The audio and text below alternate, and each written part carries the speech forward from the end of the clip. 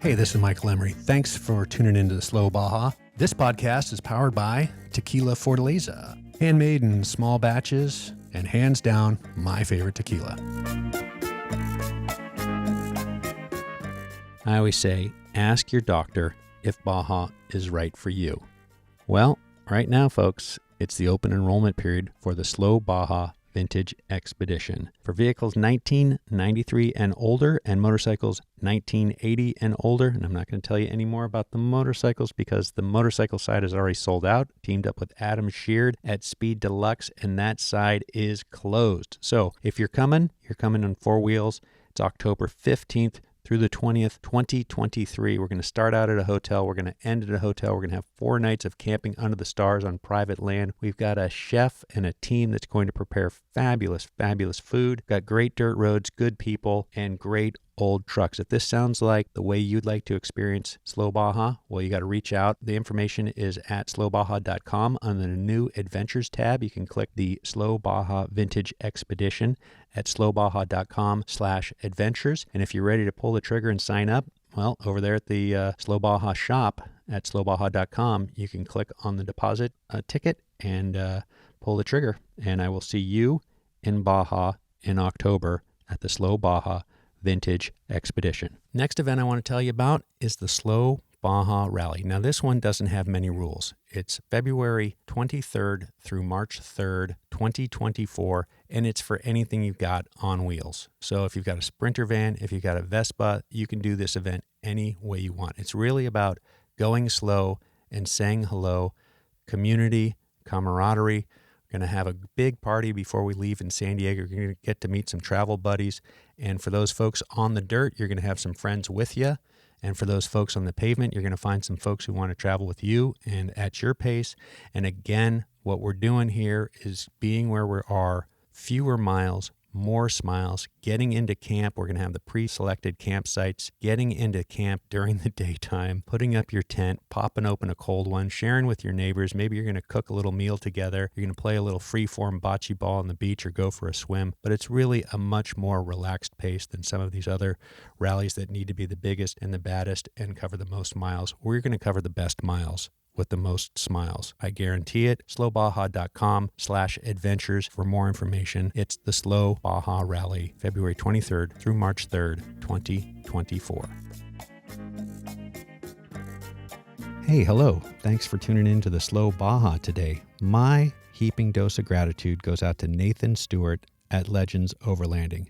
You know, guides need guides, and I got Nathan to run us around Baja. We had about 1,100 miles in his Ford Raptor in the last week, and we dotted all the I's and crossed all the T's on all the roads and all the campsites and every last little detail for our Slow Baja Vintage Expedition that I'm running with Adam Sheard at Speed Deluxe. He's got the moto side of that, which, of course, I don't need to tell you anything about because it's already sold out. But if you want to join us, we're going to have a great route, and thanks, Nathan Stewart, for helping us nail it. Okay, today's show is with the wonderful Marty Harriman, Harri, spells Harryman, something like that. She's got a little jingle that she sings for you. Marty runs Baja by horse, and she's got about 1,000 acres at Rancho La Pila up in the hills above La Mision. And she's just a wonderful woman. If you need a little vacation, if you want to sort of disconnect to recharge, Rancho La Pila is the place. And without further ado, Baja by horse with Marty Harriman today on Slow Baja.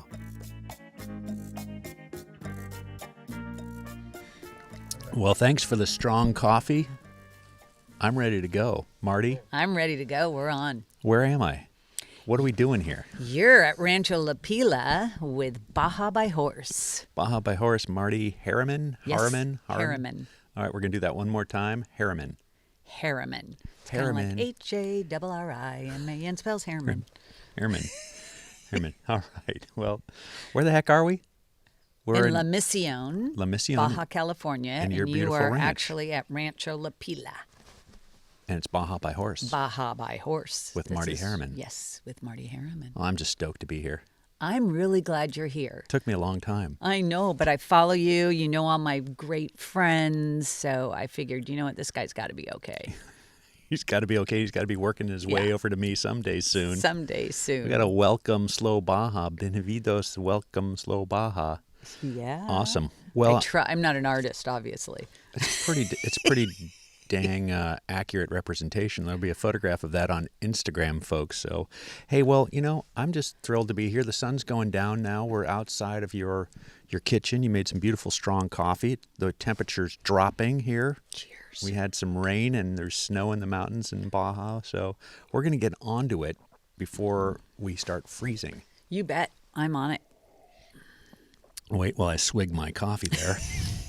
Hey, so tell me about your Baja journey. You're a San Diego girl, yeah? I'm a San Diego girl. My mom and dad were very, very adventurous, loved Baja. So we started coming down here in 1961 and came upon La Mision through some friends of my dad's work. And back then, the owner of La Mision, proper of the beach and the hill area, he had bought it in 1947, was John Stucker. And he had created the first subdivision in Baja, California. And he would have a drink with you, either a margarita, preferably a martini. And if you were like-minded and he liked you, he would sell you a lot. Wow. And then I like from the way there, that works. you would build a house with no electricity, no phones, no nothing. We would come down. So we built our house in the early 60s, and that was our kind of playground. And I found horses. And that was my, as I got older, that was my treat. Okay, you can have a horse for a week. You can have a horse for a month, and it was one of those. And, oh, honey, all those horses are yours. So I would get a garden hose and go round one up and jump on bareback and ride till I fell off. And that's how I learned. And the garden hose was your Lasso. Your halter. I was going to say your halter. It was your lasso. Oh, yeah, I think it worked as everything. And so you were just barebacking. Yeah. Yeah, And then good all times. the little old ladies on the hill would say, oh, that little Harryman girl's going to fall. And, of course, you do fall, but Yeah. you get back up. Yeah. So. Well, I don't think I've told many people this. I grew up on a little ranch. We had 10 acres. We boarded horses, and I just Really? used to ride bareback all the time, just a little halter. And then one day the owner of the horse was coming, and the horse saw its owner and bolted, and I got hit in the head as we went under a tree branch. And I went, I don't think I like this anymore. Oh, no. Well, So I'm going to have to come and ride with you. I'm your girl Yeah. because I love taking a bad experience on a horse and making it you're going to come back and bring your whole family. That's one of my favorite things I do. And everyone has a bad horse story. Trust me, you're not alone. Yeah, and I think we ought to just get right into the part of your story, which I find so compelling. You said that horseback ride can cure just about anything. Horseback riding is, people pay a lot of money for therapy. I get on my horse. That is my therapy. And I don't know, there's something about it. You're out with nature. I left kind of the inland beach, all of that stuff, just to be able to bring Baja to people. This is old Baja out here. I have about 1,000 acres, and it's amazing. And I have cattle and horses and chickens and cats and dogs. It's a ranch. But when you're out there, you've got no phone, you've got no service, you unplug, but you recharge. That's profound. I can't tell you how many people just, they leave here and they're like, Marty, I feel different. And all walks of life, every single person that comes here leaves with something, but mostly they leave with their batteries recharged to go back to the city. And you know what? I've created basically a family out here. Everyone comes back. I have an adult orphanage. They all want me to adopt. So we call it Marty's Adult Orphanage. I like that. I Yeah. like that. Well, let's get back to those early days. So you're here. Your parents are building a house. You're doing Baja brick. in the early days. So it must have taken you a little bit to get down through Tijuana and then down the road long before the toll road, of course, to find this place. It must have felt like you were You were away from everything. away from everything, and you found wild horses, I take it, just, kind of They were. moseying I along. thought they were wild. They were somebody's. but they were actually. They were not in a belonged to corral. someone. They were not in a They corral. were not in a corral. No. Exactly. And that's how it was back then. Yeah. Well, there was no toll road yet, so mind you, we would come through Tijuana, and there were what we called the cardboard houses along the riverbed, and they knew our van. And they could see it before we crossed the border because we would stop with clothes and food. And Gifts. it got to the point where Gifts they for would everybody. know we were coming. So we would have to start throwing the stuff because they would you couldn't see out of the car. And I kind of would get a little scared as a kid. But then we'd make our way through there. And then, you had the year of the bridges where they decided to fix every bridge. I think that was probably the 70s. Rather than do one bridge at a time, they put 2 people on each bridge. That's the way it felt as a kid. So there were some slow detours. There was some slow Baja. You got some slow detour. Baja in Yes, there. we It were wasn't- You'd go off the road sometimes, and there was always un solo carril, Yeah. which was one car at a time. Well, you'd meet a semi. Right. Well, they win. Yep. So yeah, that was the journey to get down to La Mision for many, many years. But How then did- when we got here, it was paradise. So from the first house, at what point did you get back into these hills and find this paradise? Well, as a kid, I'm pretty sure I rode out here because I rented horses from a man named Fido Crosswhite, and who I thought was my grandfather. So I became a Crosswhite just by, I don't know, osmosis. And blue eyes. He was a Irish descendant, and as was my mother. So I would ride out here, but then when I started having a horse, so I bought a house up the hill from my parents 30 years ago. My parents have since passed away, and I sold their house, or they sold it 15 years ago. So then I had my house, which I still have in town. But I don't go there anymore because why? You're here on the ranch. I'm here in paradise. So I kind of left.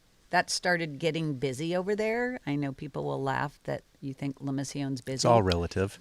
But this is how I grew up. It was not a lot of people, there were animals, and they ate your flowers in your yard, and you chased cows out at the middle of the night, and horses. So that's what I do now here. So I feel like I've just gone back to my youth. Gone back to your roots. Yep.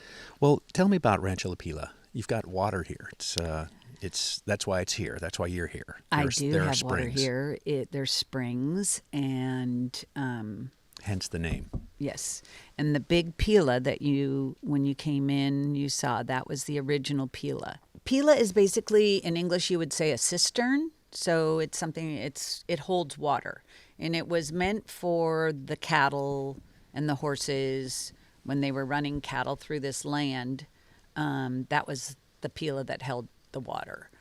And then now people swim in it, the horses drink water. I mean, it's kind of everything. This particular one, there are several different Pilas on the ranch.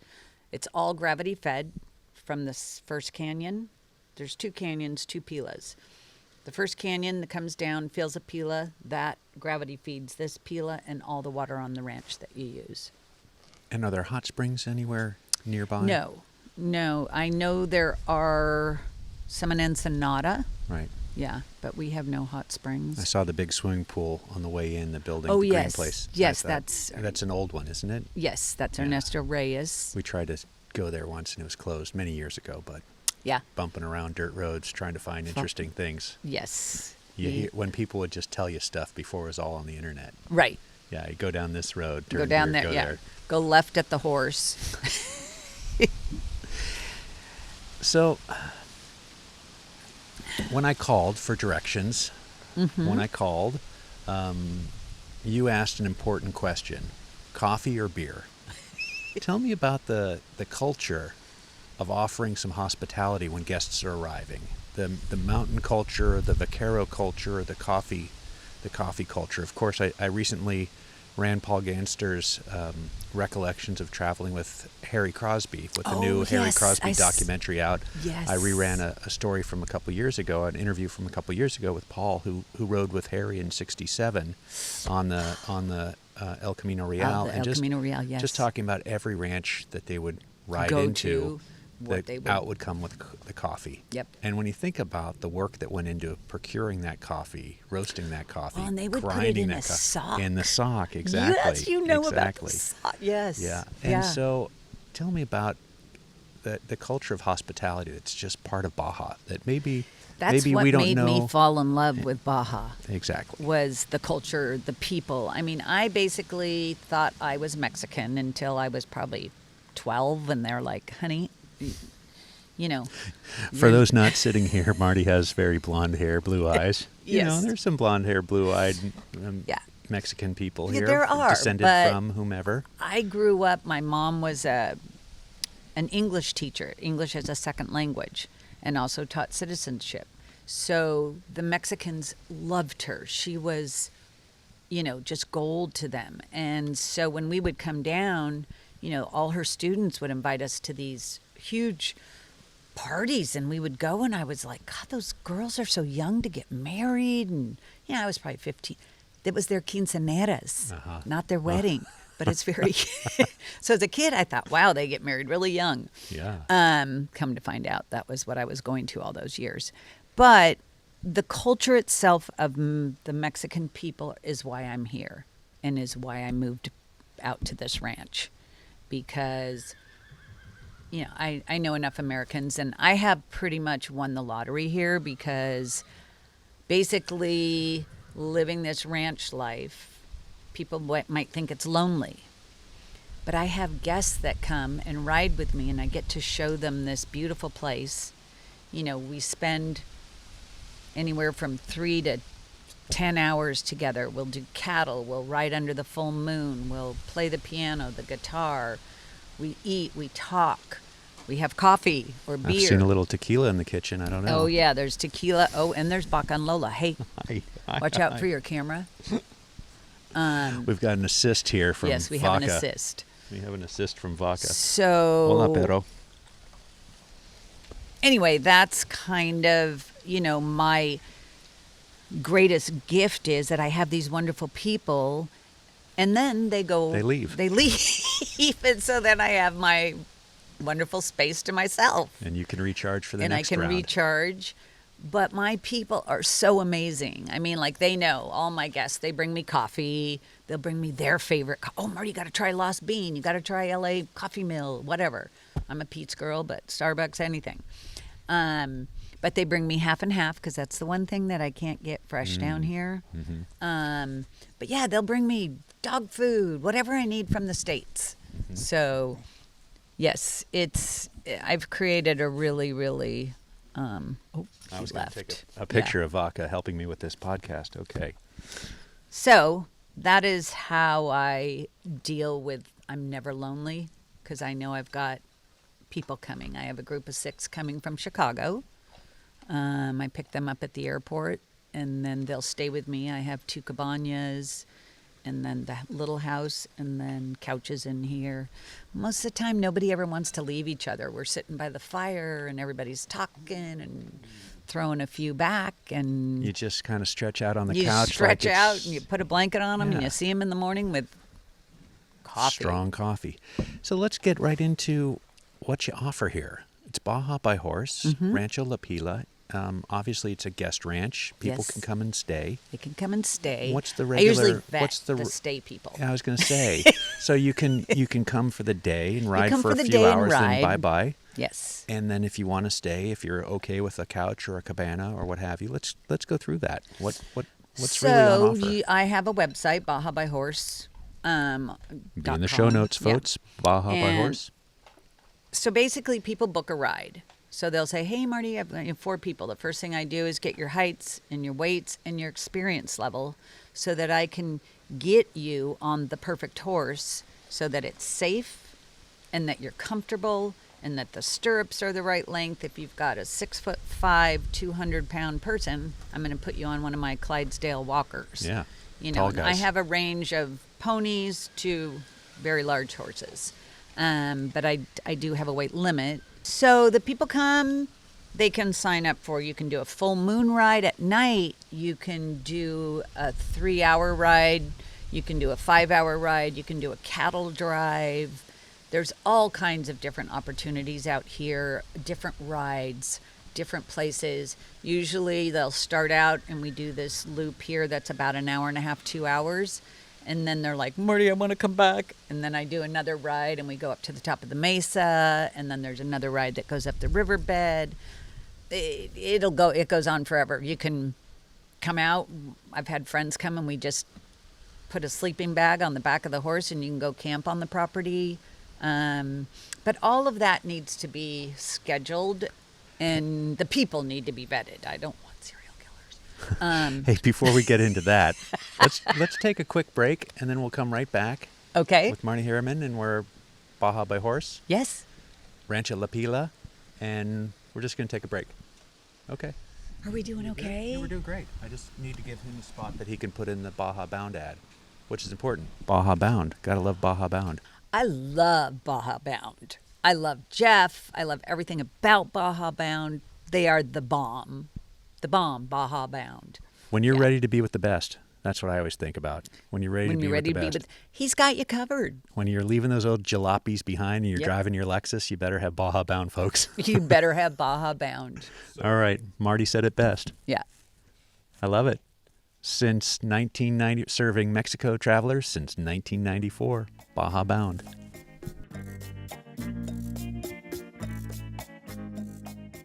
Big thanks to my new sponsor, Nomad Wheels. They stepped up and sponsored the Slow Baja Safari class at the Nora Mexican 1000. And I don't know if you've seen the pictures, but Slow Baja is running a set of 501 convoys in utility gray, and they look pretty damn sharp. They were a little shiny. I will admit that. They were a little shiny when I got them installed at Basil's garage just before the Nora Mexican 1000. But after, 3,800 miles of Baja dirt, they look perfect. They really do. Nomadwheels.com. That's right. Check them out. Reflecting a minimalist approach to off-road travel. Nomadwheels.com.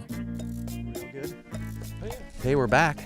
We're back. Rancho La Pila. We're just talking about what's on offer here and how you select the right horse for the right person. And I've had a question for a long time about horses versus mules. I know Baja's big mule country. Big mule country. You're in horse country here. You're not doing the through the cactus kind of stuff that there's definitely mules here. It's a whole different. I would have liked to have had a mule. I tried actually, but mules are they're good for packing. They're good for going off road, and they can go anywhere and do anything. We just had our recent cabalgata, which is basically a group of people that have like mind, like want, like everything. They want to ride a horse with a group. There were 320 of us last weekend. Wow. And there were several mules on that ride. There's a couple of my friends in town that have mules. I don't have any. I used to ride a mule. I look at those mule people and say, what's with them? No. I used to ride a mule up in the Sierra de Juarez at Rancho El Topo. And that's the right spot for it. And that is the perfect right spot for them. Yeah. Got to have the right thing. You could have a mule here. I'm not saying you couldn't. I just don't have one. Mule rides at the beach, just not flying with that. Yeah. Yeah. I actually don't do the beach anymore. You're up here. I'm here and I'm happy. Can we get into? We met your vaqueros. Mm-hmm. We met your vaqueros. We met your dogs. We met the whole fam. Kit and caboodle. Well, no, here. you haven't met everybody. Can you tell me a little bit about the vaquero life and how it's still real and still happening here in Baja? It is alive and well, and you the have come cabalgata to and the whole thing. Yeah, you've come to the heart of, that vaquero culture. La Mision was founded by vaqueros, and I'm going to give you a story to take with you. It's the history of La Mision when you leave, because it's really, really gives you an insight into how this whole place was kind of found, and the Crosswaits, who are a family that you need to interview. But, the descendants, the people who came and who discovered this, and the horses, and, how beach property was not valued because it wasn't arid and it wasn't, farmland. You So get it's tired like, of clams eventually. yeah, it was like, get rid of that stuff. Give us some farmland. So, but yes, the horse culture and the vaquero culture is alive and well in La Mision. I mean, if you drive down the road, it's pretty likely that you'll see someone stopped at the grocery store picking up groceries, or just going to their neighbors, or training a horse, or On a ride. Somebody on horseback. somebody everywhere. on horseback. Yeah. It would be shocking Yeah. to drive through La Mision and not see someone on a horse. It is horse country. Is the Baja culture rooted in this vaquero lifestyle?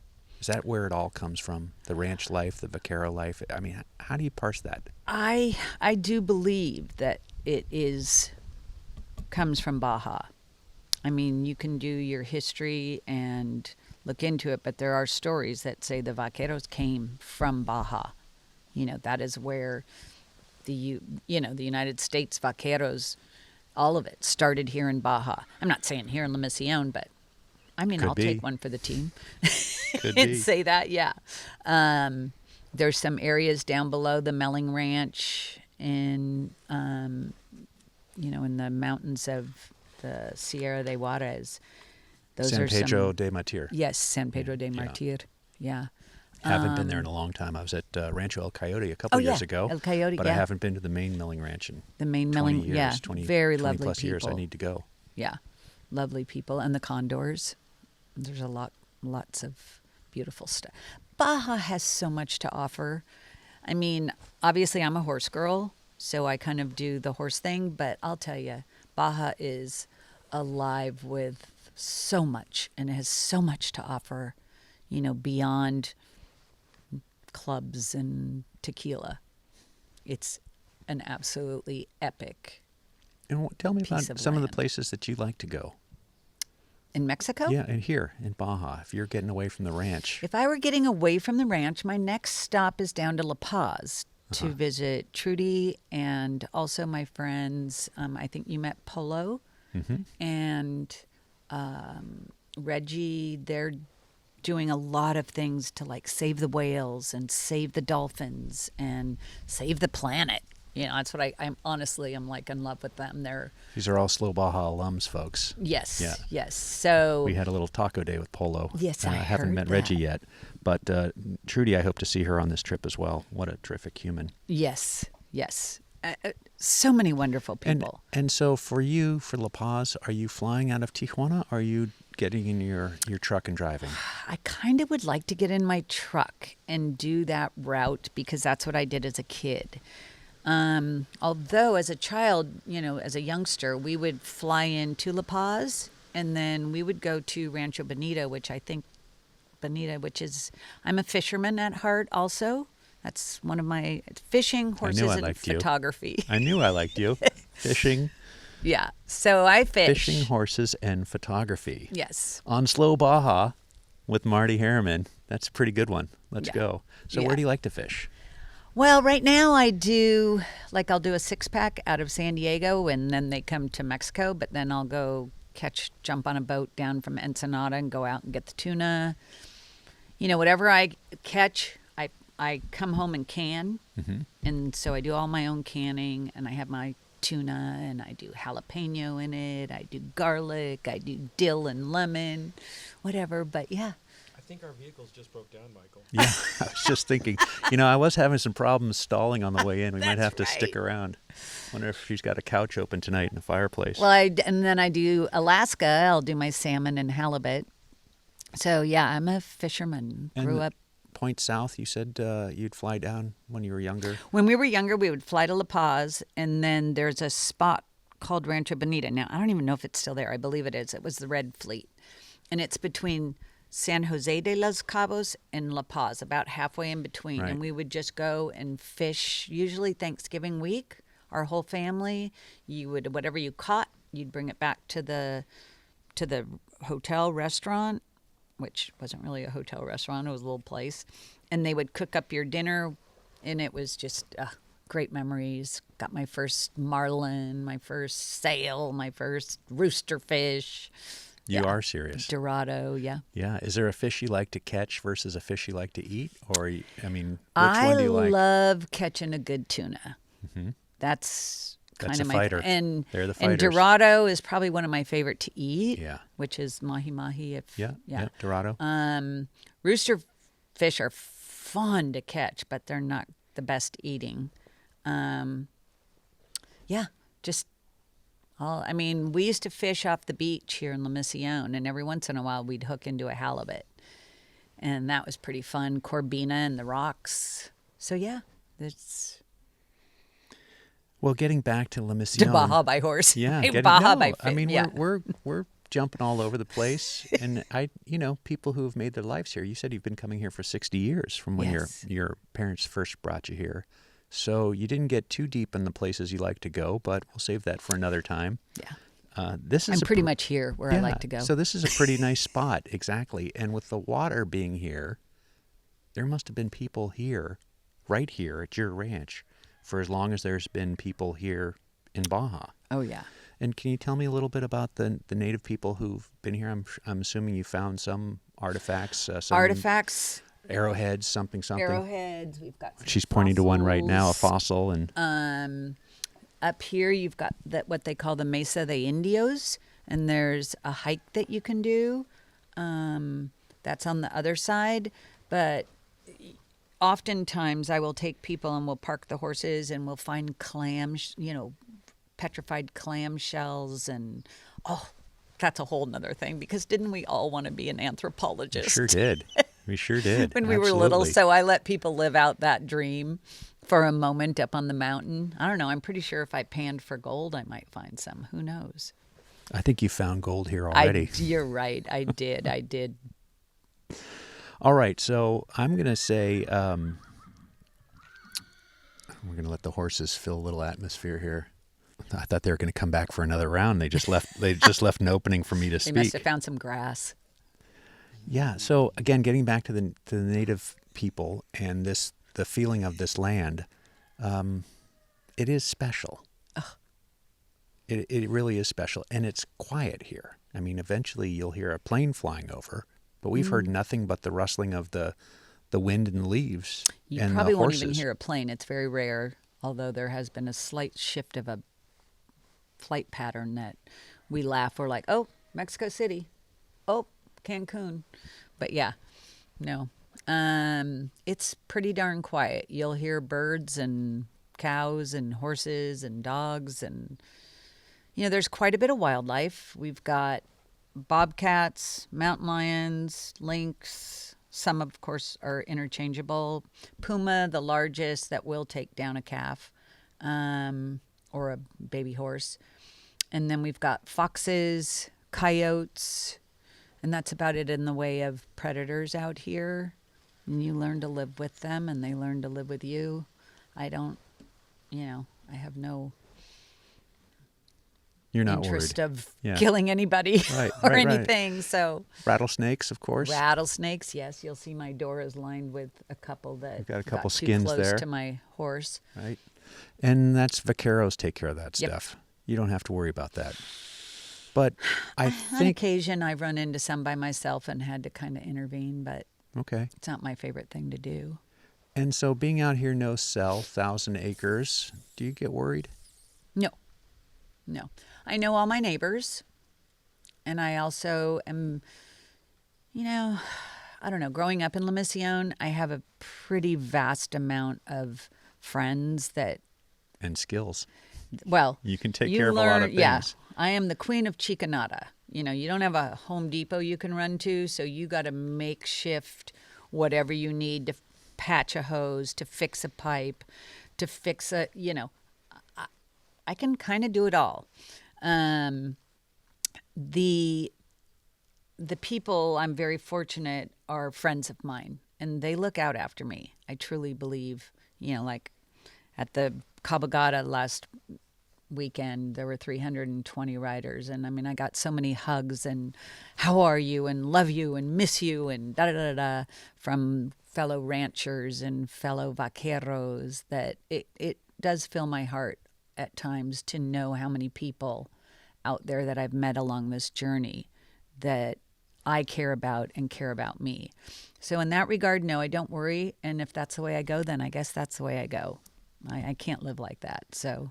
And you had a recent experience. Fell out of a tree, Oh. bumped your head, broke your thumb. Yeah. That was me trying to be cute like the 30-year-old actress on the ride that was doing yoga. I thought, well, I can do that. I'm 60-something. So bring it on, tree. 60-something is the new 30-something. Yeah, exactly. Totally. Yeah. So anyway, the tree won. But I got back on my horse and rode down and went to Red Cross, and they're like, oh, no, you go stateside. So, yeah, we got all fixed up and continued doing my rides. My girlfriend's covered for me while I couldn't. Well, you had your while I hand couldn't all- lasso. You couldn't lasso, Yeah. exactly. I can't lasso still. Speaking of 30-year-olds doing yoga, you've had some celebrities coming through. Aye. Can we toot your horn for a little bit? Yeah, You've got some I mean, friends. it's all literally just me being me. Beyonce was on the beach. Managed to get my horse into that music video with she and Jay-Z. I did a thing with International House Hunters. I did 2 years of horse wrangling for Fear the Walking Dead. I have one of my favorite people of all time is Jen Landon, who plays Teeter on Yellowstone, who rides with me. There's been quite a few. I've done some music videos out here, the Lucy Ring. Of course, they always try to give me a part. I'm like, no, I'm better in the background. But it's fun. It's all fun. It's all good. And it's not if I happen upon it, yay. But it's not something that I go after. So I figure every Beyonce's- one of my riders is a celebrity in my book. Right. And if Beyonce's at the beach, you might as well say hello. Hey, there were helicopters. I thought, you know what? Lexus or horse? Jumped on my horse, and the rest is history. Well, what's on offer here? How do people find you? How does this whole vetting process work? If somebody wants to come and fall in love with you in person, see the ranch, take a ride, maybe spend the night on the couch next to the fire, maybe leave with the puppy. Did I say puppy? Oh, did you say puppy? I didn't say We don't puppies. have puppies. Oh, okay. Secrets. Um, Those puppies will be all grown up before these things. Yeah. This podcast so comes a out. lot of people that find me from like reviews on Yelp and Google. I have a 5-star review, and they'll, because I always ask people, how'd you find me? Frankly, I love my return clientele.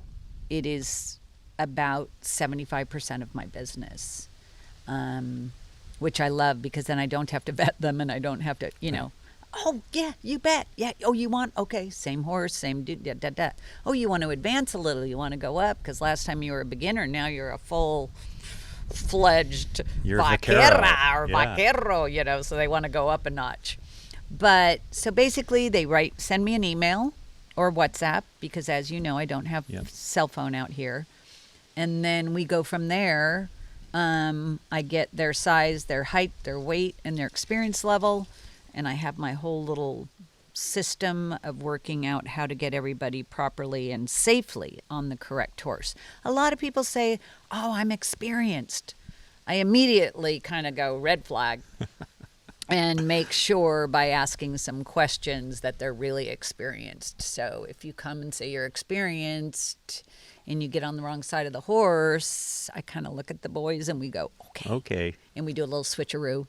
I think people are used to not understanding the work that goes behind me choosing the proper horse to make the experience the ultimate. And so they think, oh, I'm going to get this horse that doesn't move and it's not been fed, and my horses will eat before me. Trust me. They are very well taken care of. I have a vet. I have everything. I have 30-year-old horses. So in that regard, they have to trust that I'm going to take care of them and make sure that I want them to have an awesome experience. Absolutely. So I don't have a bad horse, but I wouldn't put them on a horse that was too much for them, and I wouldn't put them on a horse that was not enough for them. And we have different rides. We go off-roading. If you've been vetted and you've come and okay, fine, this person actually does know how to ride, boom, we hit it, and we hit it hard. And it's fun. And you'll move a little cattle, something if you we can move up cattle, the ladder. yeah. If you can When move up the ladder, that's definitely. that's 3-4 trips. You get Yes. You can move into the cattle ranching Yep. portion of the ride. So then we'll go out and we'll find the cattle and we'll move them in. And then twice a year I do where we bring them all in and we put them through the chute, and all the cowboys and learn how to lasso. All my cowboys will help you too. I've got some, metal cows. And we practice lassoing at the end of the ride if that is something that you want to do. We always have lunch here after the ride. So I do what I call carnitas crack because I know you'll be back for it. It's so good. I call my guy. He cooks it up. I pick it up. We have fresh carnitas that are to die for. If you have vegetarians, I have, different, be it chili rellenos or quesadillas or whatever. There's always a cooler full of beer. And Pretty nice way to spend a day. yeah. Or a couple of days. Yes. And I usually save the beer for after the ride. Actually, I always do for safety reasons. Of course. If somebody comes in, they're not, they've drank too much, they don't go They riding. can't ride. I You get have it. to have some facilities with you when you mount 1,000-pound animal. For sure, you have to have your faculties. Yes. You got to know what the heck you're doing. You Even gotta. even if that horse is well selected and it's a 2-speed automatic power steering piece of cake, drives its Lexus. drives itself. Yeah, drives its. Oh, okay, Tesla. Yeah. Yeah. Yeah, so no, I am very, very into safety. And, and it's interesting. Out here, the horses have a job. So when we're on the trail, the horses know that they've got this job to do. And they're not, a lot of times people want speed and all of that. I go, you know what, there's other people that do speed and all of that. This is about a journey. This is about something that will change your life. And if you want to go on a ride and see some deer or, wildlife, or just right now, it's kind of like a super bloom. I don't know if you noticed. Green everywhere. There's water and everywhere the here. orange are poppies. Oh, I wish beautiful. I could take you guys so bad. Fields of poppy right now. And after the poppies, there'll be lupin. And after the lupin, there'll be mustard. So you'll go from orange to purple to yellow, and you'll ride in mustard as high as you and the horse. I mean, it's beautiful. There's lakes up there right now. Thank you for the rain. I'm never going to complain about rain. Yes, it makes the road difficult, but we need it. We do. Bring me back to slow. So there's something special. You said people like to go fast, but going slow is something special. We're going to go out on that. Your thoughts after all these years on just slowing down? Slowing down. That's why I moved out here, was just to slow down and enjoy the journey. It is not about, it's not about the speed. It's about the beautiful stuff around you. And if you take time to enjoy it, and you could get off the horse and lay down in a field of flowers and smell it if you want. And people get it. Once they do it, they get it. They don't need to go fast anymore. Obviously there's some spots where we do that too, but people don't come here to race. It's not what it's about. Well, Slow Baja approved. Slow Baja, there you go. Rancho La Pila. You Yeah. got to get here. Baja by horse with Marty Harriman. It's been a real pleasure. She's super responsive. Shoot her a note. You'll get 15 back. Yes. So instructions, details, everything, it's right there. So Slow Baja approved. Get out here, take a ride while it's still green and beautiful. Marty, thanks. Thanks You for the bet. coffee and thanks for the afternoon. Thank you. Thank you for coming. It was an absolute pleasure to meet both Christopher and yourself, Mike. Saludos, amiga. Salud. Our coffee's cold, but Yeah, hey. mine's done. All right. Thanks. It's a wrap. Well, I hope you enjoyed that conversation with Marty Harriman at Rancho La Pila, Baja by horse. She's an amazing woman. These, they're on YouTube now. You can watch them. you can watch me talk to these people. Not all of them, but most of them. And Sam Hurley's cutting together some great videos. So head over there and check it out. And if you're thinking about booking a vacation, it's bajabyhorse.com. That's also the Instagram. And I think you can find her on Facebook at Rancho La Pila, L-A, second word P-I-L-A. And again, Marty Harriman, I fully believe in the disconnect to recharge. All right, if you like what I'm doing, head over to slowbaja.com, hit the donate button, drop a taco in the tank. It really does help me keep this show on the road. Doing these things in person, driving down dirt roads for 45 minutes south of the border is an investment, and most folks aren't willing to make it. I think it really is meaningful, but I do ask you to help. Buy a taco, drop a taco in the tank, keep this show on the road. And if you don't have any tacos jingling around in your pocket right now, I get it. I do. I really do. Head over to Apple or Spotify and drop a 5-star review and say a few words about why you listen to the show. It really does help folks find the show, and it doesn't cost you anything. It doesn't cost you anything to be nice, is what my mom used to say. It really doesn't. So drop that 5-star review on Apple or at Spotify. And while you're at slowbaja.com, you can go over to the store. Hats are in. Get yourself a fresh hat. Rep Slow Baja. And you Dodgers fans, there's a very limited supply of royal blue and white Slow Baja hats. So if you love Baja and you love your Dodger blue, you can put the two of them together, but do not delay. If you see them on the site, buy it, because they'll be sold out in no time. All right, well, I'll be back next week with something fun.